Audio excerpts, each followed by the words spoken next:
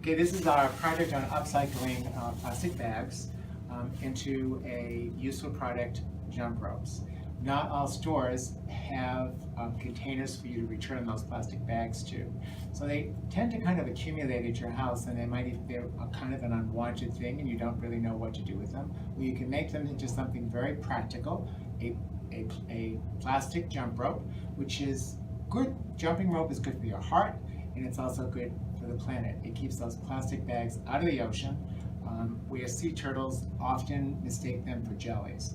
So to begin the project, it's most important to be really organized. To do an adult-sized jump rope, you need approximately 28 bags. It's good to just kind of lay your bags out on the table and then start the process. All you will actually need is a pair of scissors and the ability to braid. So you can start with one plastic bag and you cut the bottom off.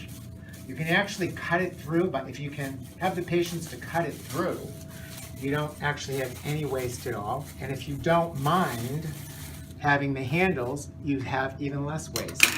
After you've cut your bags, put them in a pile. Again, your 28 bags, so you can kind of keep on moving. The next step is to actually take each bag and make them into a loop or a circle like this. And as you can see, they're actually pretty strong. Then make your pile of loops. That's the next stage. And then those loops then need to be tied together. And here's the magic trick. Show it to you a couple of times.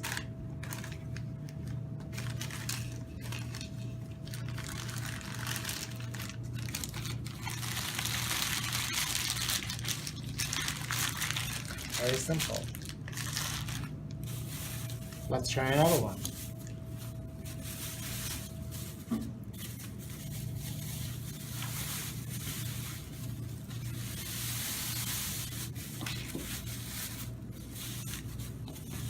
Once you have this down pat, it's a good idea to actually knot them in pairs like this. But once you have your 3 strands made, you want to add one bag at a time. The key here now, before you actually start braiding, is to line them up so that the knots do not meet.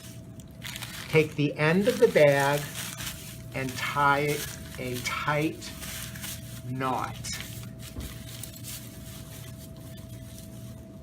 And then you can begin the braiding process.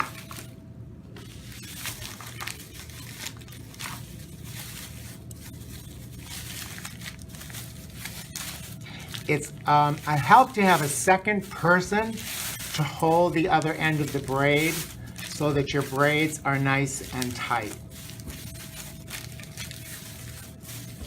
It's also a good idea to only add one bag at a time. Otherwise, if you make your strands too long, things start to twist. So you continue braiding, as we have done here. And as you can see, this strand has 3 bags, this one has 3 bags, this one has 3 bags. I won't add any more or work with any more than 3 bags at a time because things will start to tangle. So we continue the braiding process until we get to a point where we feel we have a jump rope that is the proper size for you. Then you just kind of tie it off at the end, and what I've done here actually is I've actually fringed the ends to kind of make it a little bit kind of fun looking. You also can use different colored masking tape if you wish, to just kind of, after you've knotted it off, to try to get a little bit of color. And in this particular jump rope, we actually put in some masking tape on the jump rope itself to kind of make it look a little bit more comfortable.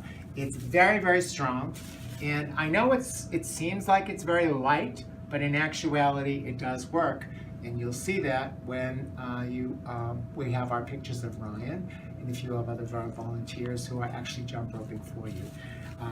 And keep in mind, you're doing something good for your heart, because jump roping is good for your heart, but you're also doing something good for the planet. Enjoy.